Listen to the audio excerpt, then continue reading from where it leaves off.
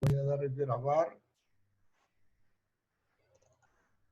Tomé la decisión de hacer un cambio aquí por lo del jueves y viernes y vamos a hacer el día de hoy una especie de repaso general abarcando otros temas. Este apunte ya se los pasé.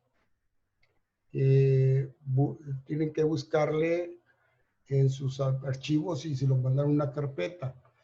Es el que dice biología y tiene un índice. Entonces, en este caso, yo me voy a ir hasta la página 13 para ir retomando y conectar a los reinos. En la página 13, ¿dónde estoy? En la 8.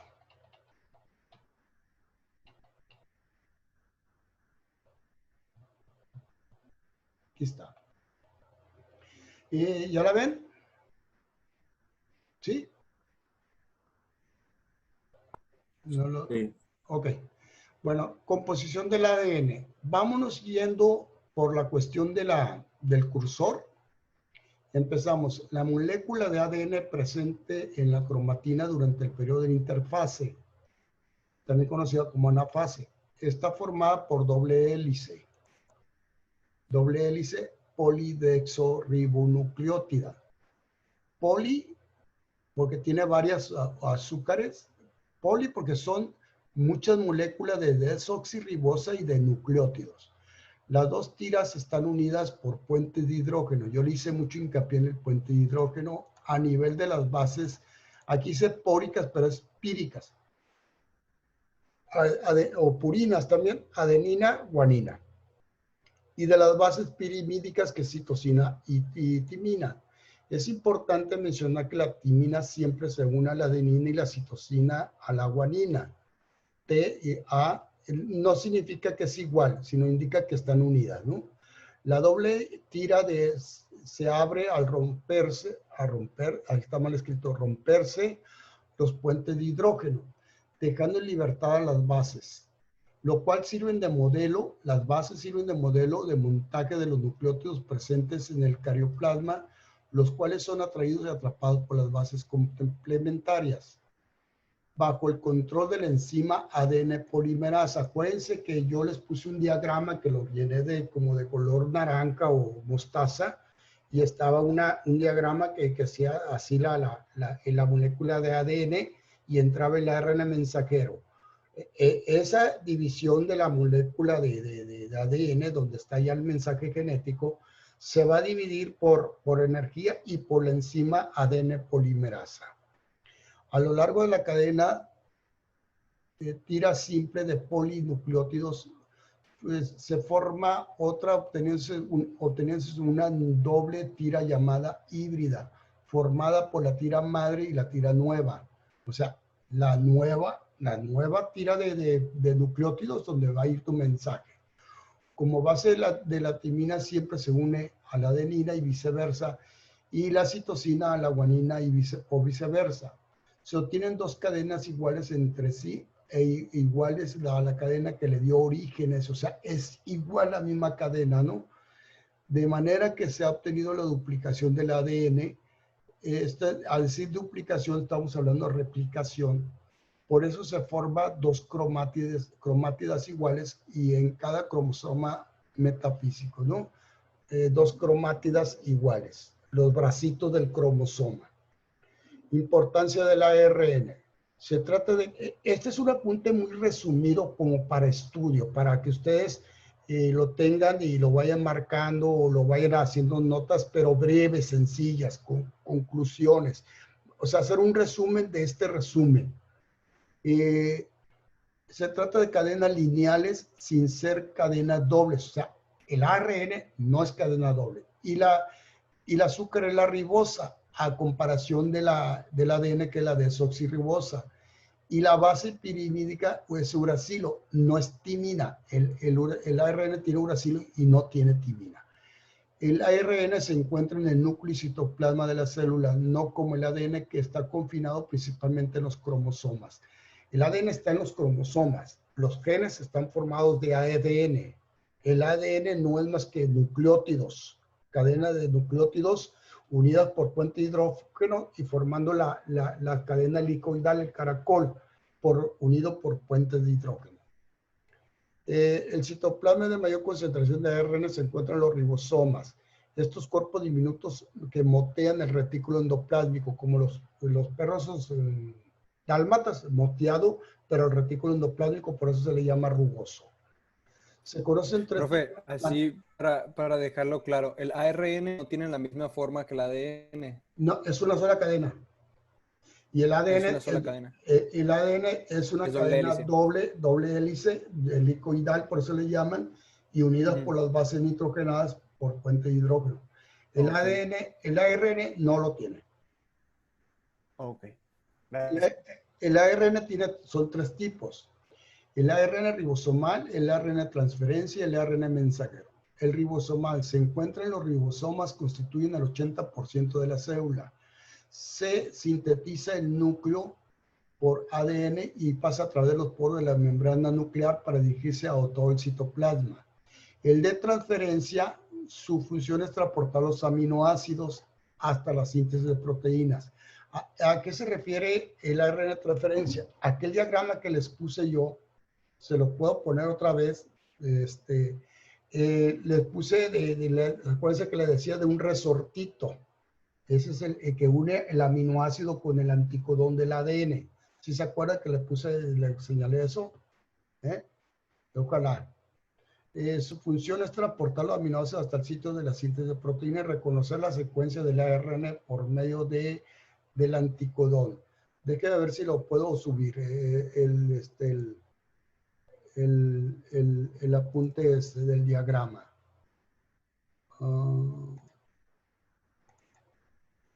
Permítame tantito que me abra el apunte. Me voy a la hoja esta.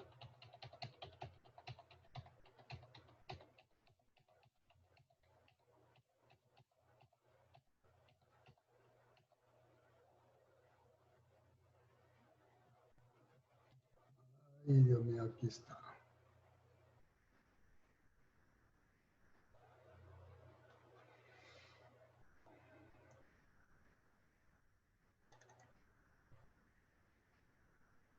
¿Ya lo ven?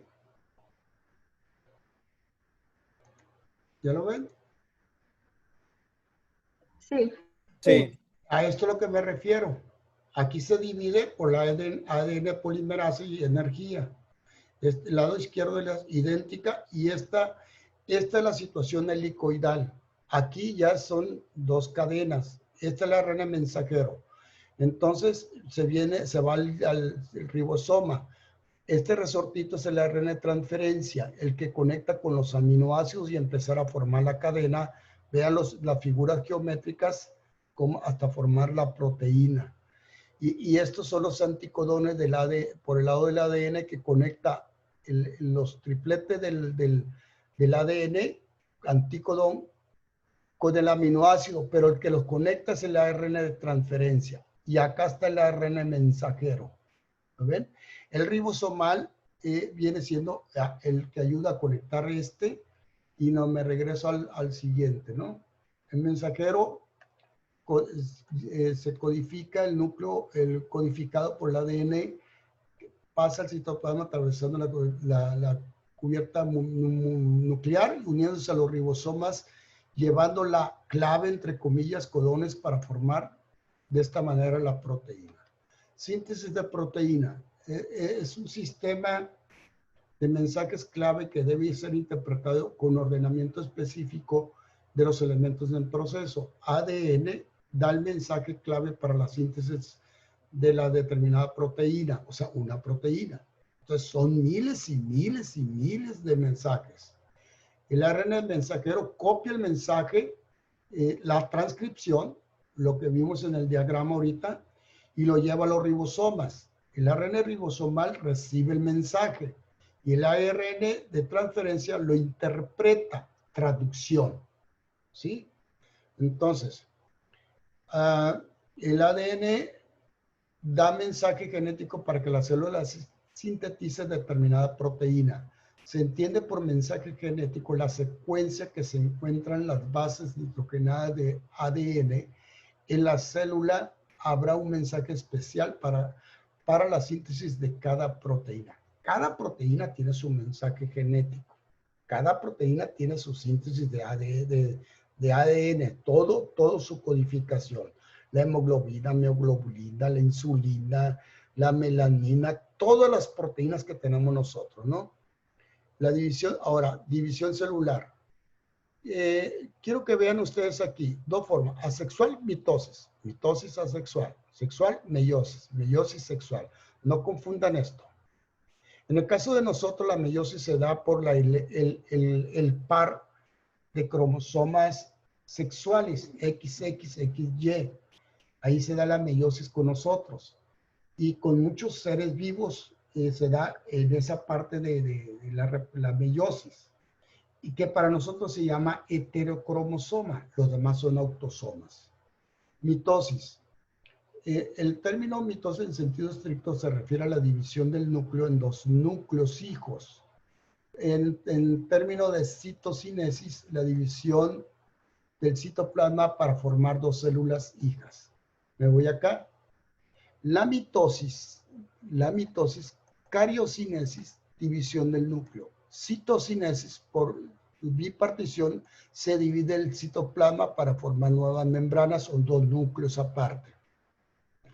En la división mitótica, el proceso de cada fase va a seguir de la siguiente. Sin embargo, para fines descriptivos, la mitosis se divide en 5 fases: interfase, profase, metafase y telofase. ¿Qué te pueden preguntar de aquí? El orden. Interfase, una fase. Inter, el inicio. Pro, el siguiente. Meta, el proceso. Y telo es final. Ahora, ¿qué más te pueden preguntar aquí? ¿En qué fase de la mitosis se forma la cromatina? En la profase. ¿En qué fase de la mitosis se originan las células hijas? En la telofase, que es el objetivo de la división, dar dos células hijas. ¿Sí? Meiosis. Este otro tipo de división celular especial que ocurre únicamente durante la primera división de la meiosis. Entonces, aquí habla de las tetradas porque es un par, son 2 cromosomas, 4 cromátidas, por eso se le llama tetradas. Estamos hablando en el caso de nosotros. Metafase, anafase, telofase, profase, y vuelve a repetirse metafase, anafase, telofase. ¿Qué significa todo este relajo en 2 partes? Aquí habla de sobrecruzamiento de porciones de pares homólogos de cromosomas, se completa, o sea, los cromosomas que te van a tocar se completan y son homólogos, son iguales. Y los dos, lo que te van a pasar a ti, los dos en la anafase se dividen, se empiezan a separar e inmigran al polo de la célula, van hacia los extremos. Se divide, hay una división y entra la segunda parte de la meiosis. La membrana nuclear desaparece, los cromosomas emigran hacia el ecuador, o sea, se van hacia el centro. La anafase son filamentos de uso, causan la separación de los cromosomas, se forman unos hilitos que van a separar los cromosomas, ya los que llevan tu mensaje. Y en la telofase, la división de la célula en los núcleos se completan, o sea, ya las células hijas. Vamos a la reproducción. Asexual y sexual. En la sexual, diferentes formas. Fisión, mitosis o cariocinesis, gemación, esporulación. ¿Sí? Por ejemplo, en la fisión podemos hablar en los organismos unicelulares solamente, el organismo se divide en 2 partes iguales. En la mitosis y cariocinesis ya vimos las partes de las fases. En esta está la amiba y las euglonofitas, pero las amibas y también son en unicelulares. Gemación es como una yema que se forma, una yema en la célula, como en el caso de los hongos. Eso moteado que vemos en los panes que se está contaminando de hongos, es que se fue reproduciendo por gemación y también por esporas. Por ejemplo, un caso de la levadura, que es la levadura del pan. Esporulación forma esporas, clásico en los hongos, y en bacterias y en los helechos, pero es muy común en los hongos, ¿sí?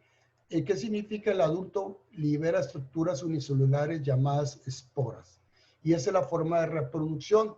Son formas de resistencia y de difusión, se difunde muy fácil. Y cuando ya las esporas, que son, cuando alguien es alérgico, llega a los pulmones, se complica la situación. Reproducción vegetativa, la reproducción sexual, aquí entramos nosotros, o aquí dice óvulo y espermatozoide, dice célula sexual especializado gameto, el gameto llamado óvulo, el gameto llamado espermatozoide. Vienen tres tipos de reproducciones que se presentan a nivel gametos. Esto es una teoría, ¿no? Vamos al aparato reproductor, por eso le digo que me interesa ver este resumen. Quiero que vean el aparato reproductor del hombre: testículos, escroto, tubo seminíferos, epididimo, próstata, vesícula seminal, uretra, pene y eyaculación. En las mujeres, ovarios, trompa de falopio, útero, cervix, vagina, endometrio, himen, clítoris, vulva y ovulación. Les hago una pregunta a los muchachos, a los hombres. Cuando a una mujer le dicen, le quitaron la matriz, ¿qué es lo que quitan? De la lista que está con letra negrita. ¿El útero, no? Lo que le quitan básicamente es esto, ¿sí? Y parte de lo que es la matriz. Cuando quitan esto de la matriz, están quitando... Ay, chat, ¿qué es esto de chat? Ok. Sí, sí, es Saúl. Es lo que dice útero, matriz. En el caso de la matriz, si se fijan, está el óvulo. ¿Y dónde está el óvulo? En los ovarios. La trompa de falopio se lleva la fecundación. ¿En qué parte se lleva la fecundación? En los óvulos. ¿Dónde están los óvulos? En los ovarios. Y en la matriz se recibe el óvulo, aquí donde se fecunda. Por eso, al quitar la matriz, están quitando los ovarios y la trompa de falopio de la mujer. Nada se tiene que meter con esto. El endometrio deja de funcionar cuando quitan la matriz, porque ya no tienen del endometrio donde se adhiere al útero o a lo que es la matriz. Entonces, una mujer que le quitan la matriz ya no va a menstruar, ¿sí? Lo siento, muchachas, pero yo no, las mujeres sufren mucho con eso de los cólicos, ¿sí? Entonces, en el caso del hombre, uno de los órganos muy importantes es la próstata, ¿sí? La próstata es como decir, a cómo va tu edad, va disminuyendo la función, va bajando, ya llega un momento que no hay erección, llega un momento que no hay eyaculación, pero ya es por la edad y tiene que ver mucho con los cuidados, ¿no? Para que te dures más. En el caso de la mujer, a veces el problema son los miomas que se forman ya sea en la trompa de falopio, ya sea en los ovarios o en la misma matriz. Entonces a la mujer ahí se les complica la situación y depende del tipo de miomas que se les formen. Y se les puede quitar con tratamientos o con una operación, pero lo más delicado es cuando ya llega a quitarte la matriz. Quiero que vean ustedes aquí. En los ovarios produce óvulos, progesterona y estrógenos. En la mujer, en el hombre, testosterona. Si se fijan, ¿qué pasaría si el hombre tuviera estrógenos? A ver, muchachas, alguien que me conteste. Una de las mujeres. ¿Qué pasaría si el hombre tuviera? Tendría las características sexuales femeninas como busto.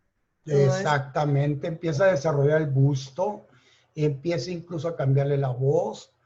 Por eso hay homosexuales que se inyectan estrógenos. Por eso lo ves ustedes con... Ya, lo que se ponen así silicones es otro rollo, ¿no? Pero sí, hay hombres que tienden a ponerse a tomar estrógeno, ¿no? Y aguas con eso, muchachos. ¿Eh? Entonces, en la evolución de la mujer, estamos hablando del ciclo menstrual, entre el 11 y el 14º día es cuando menstrua la mujer. Pero esto es un ejemplo, un caso, una situación de referencia, porque todas las mujeres tienen un ciclo menstrual distinto, ¿no? O sea, algunas se les adelanta, otras se les retrasa, otras menstruan muy pocos días, otras muchos días, otras abundante sangre, mediana sangre, poca sangre, es distinto, ¿no? Ese es el caso de la mujer. En el caso del hombre está la cuestión de la eyaculación, ¿sí? Es el semen impulsado desde la vesícula seminal a lo largo de la uretra. Vesícula seminal, aquí está, bolsa en la que se almacena el semen. Uretra, a través de ellas es impulsado el semen desde la vesícula seminal. ¿De acuerdo? Desarrollo embrionario, esto me lo voy a pasar porque no creo que se los pregunten. El cordón umbilical, órgano auxiliar revestido por aminos, se constituye durante la quinta semana. Su diámetro es de 1 a 2 centímetros y 55 centímetros de largo. Este es el que conecta la vida del niño con la madre, ¿no? A las 6 semanas se forman los huesos, se usa el término feto para describir el desarrollo del humano. Por eso dicen, para el niño es varón, se va al ultrasonido y generalmente el médico recomienda a los 4, 5, 6 meses el ultrasonido. Depende del médico y depende del aparato de ultrasonido que tenga, ¿no? De la semana 18 en adelante el organismo solo se crecerá para hasta tener su tamaño normal. ¿Cuántas semanas son? ¿Cuántas semanas son? 36. No. ¿Cuántas semanas son? ¿Cómo? ¿Cuántas semanas dura? ¿Puede repetir la pregunta, profe? ¿Cuántas semanas son el embarazo de una mujer? Según yo son 36, pero depende de la No, son de mujer. 38 a 40 semanas. El promedio O a son 42. 40. No, nunca manejen intervalos. Son 40 semanas. Cuando ya nace a la semana 30, 35, se adelantó el parto. ¿Sí? Cuando ya nace cuando dicen que nació a los,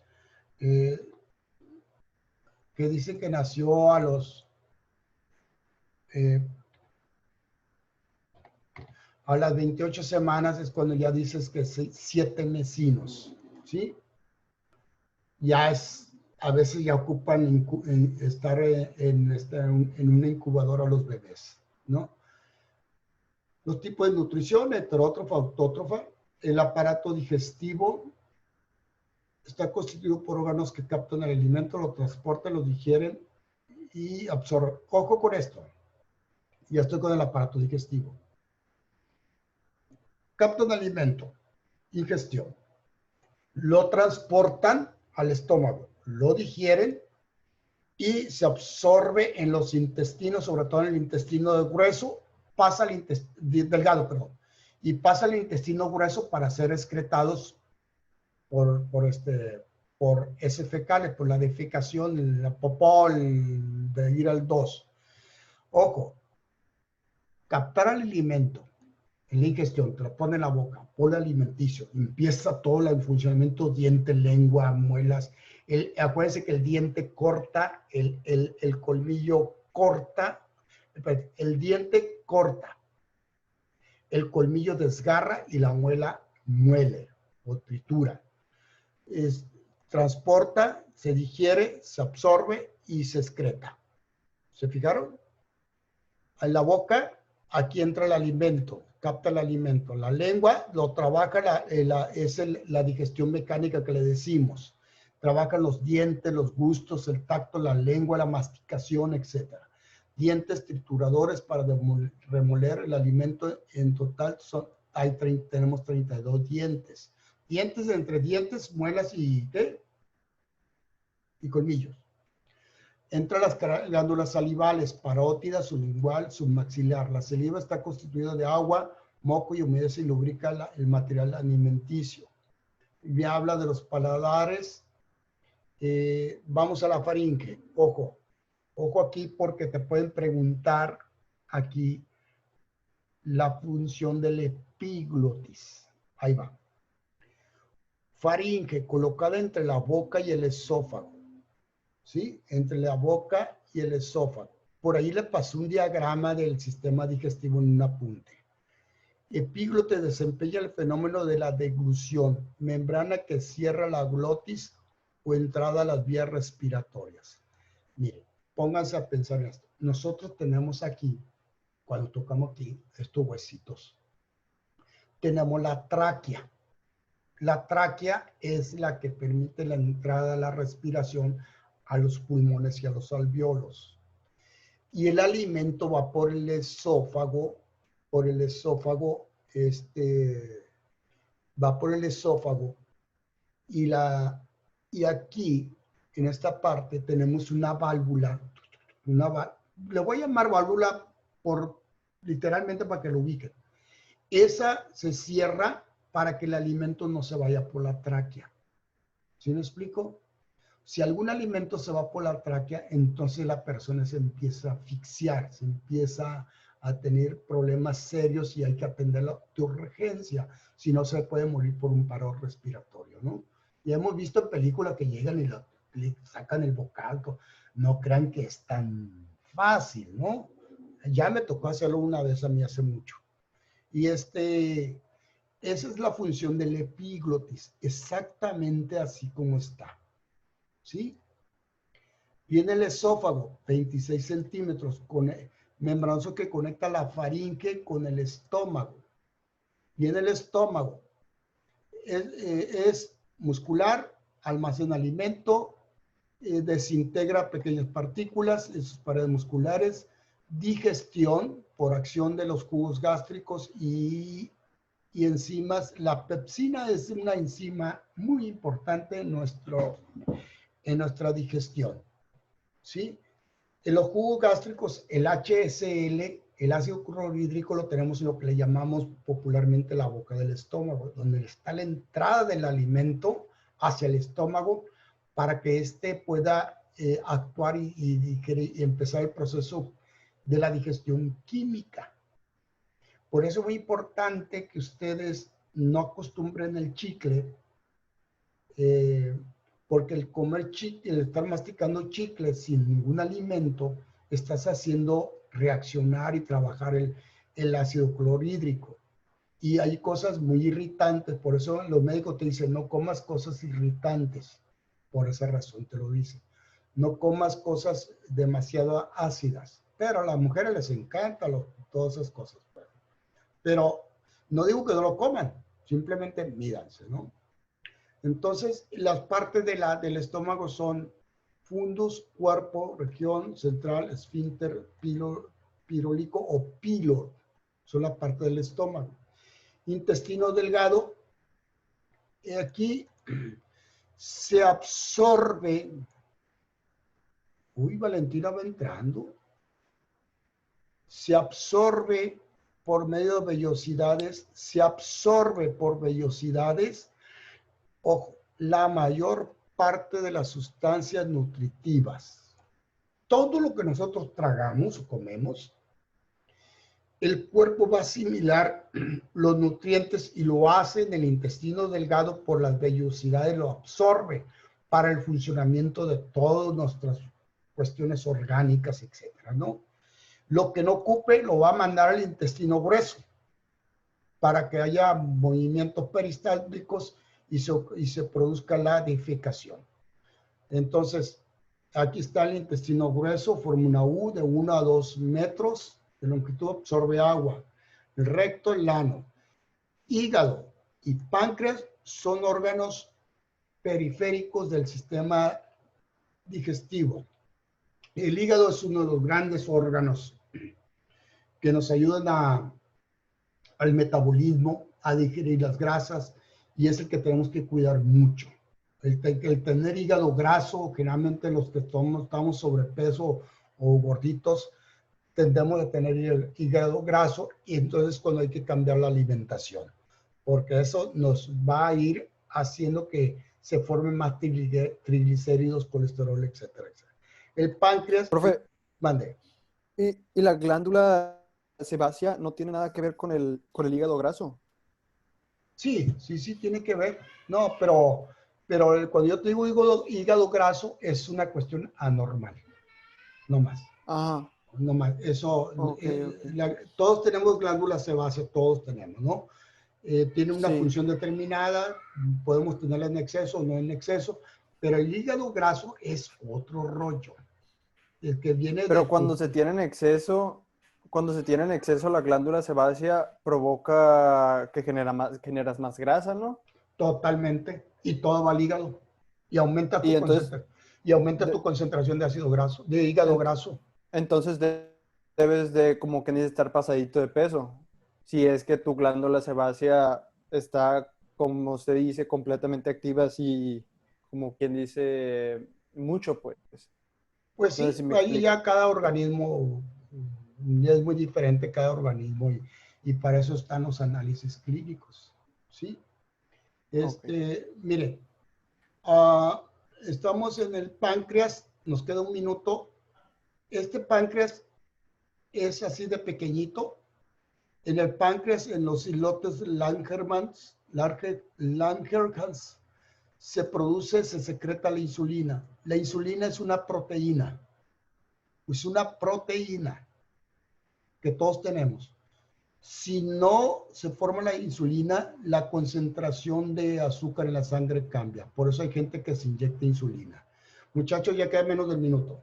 Nos quedamos en el sistema nervioso, pero nos vemos pasado mañana 2 sesiones a la hora que no me acuerdo el horario y a las 12. Yo les paso el link mañana en la noche. ¿Sale y vale? Y agárrense la semana que entra porque a lo mejor hasta 3 sesiones vamos a tener. De mi parte, porque necesito ver razonamiento verbal. ¿Sale, vale? ¿Preguntas? Nos vemos. Se va a cortar. Bonito día. Bye. Gracias. Adiós.